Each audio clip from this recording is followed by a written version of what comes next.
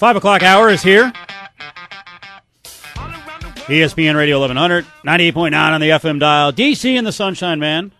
Dave Koch and Steve Cofield, Mr. Sunshine Baker hanging out as well. Good day of sports talk and other stuff. 1 hour to go, and then we get ready for UNLV and San Diego State tomorrow. Big game on the road. UNLV, at least Rebels feeling good about themselves. Righted the ship a bit. Blew out TCU. We've talked about that a little bit today. We'll get you one more recruiting update here in a second. Also, a lot on the BCS game last night. You know our feeling. We're quite bitter about it. We had mixed reaction from the listeners. Some people said the game was pretty good. Others said it sucked. We argued about the final call a little bit. Brett Musburger, kind of a downer. Dave said, "Hey, what do you want?" It was, it was a short field goal. Who cares?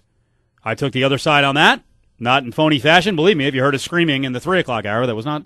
So we hit on that a little bit. Also, big news out of the UFC. If you're a fan, frankly, if you're a casual fan of MMA, it's a good storyline. Brock Lesnar agreed to coach The Ultimate Fighter, the reality show. That'll start taping here in about 2 weeks. And then it's on Spike. March 30th is the season debut. Stroke of genius. Really is. It's a really good move. Yep. He's going to face Junior Dos Santos as the other coach. It's a way to build Dos Santos. You're going to have a huge wrestling crossover audience. And there are questions. With Brock Lesnar, his last fight against Cain Velasquez, he's got some really great off-the-chart MMA fighting skills. One of them is not taking a punch.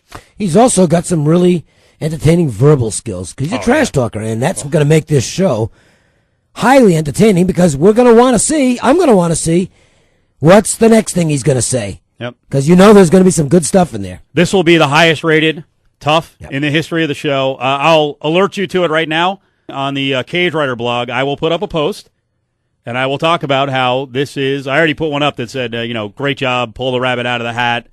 Their backs were against the wall. They didn't have a lot of candidates. I had thought all along Lesnar made sense against maybe someone like Mir or Nelson, Roy Nelson, both local guys. But the problem is if they face those guys, and they would both be good on the show too because they're big trash talkers. That's where they're ahead of Dos Santos.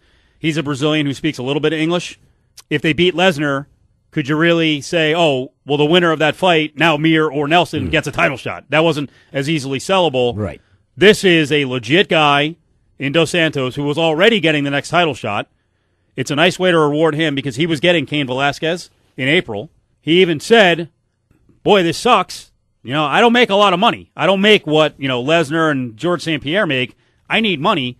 So now this is a way to build him up. I'm sure they're giving him a nice payday. And they'll meet sometime in June, maybe Vegas, maybe Vancouver. And then the winner will face Cain Velasquez. But I'll give you the heads up right now. Make sure you read the message board posters later on when I post the story about the great ratings that the show will get. I guarantee people will argue that it's not a big deal.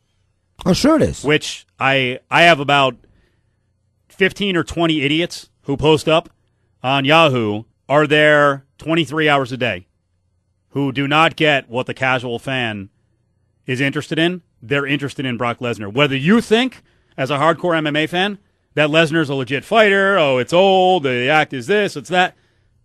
I gave you the numbers early in the show, right, Dave?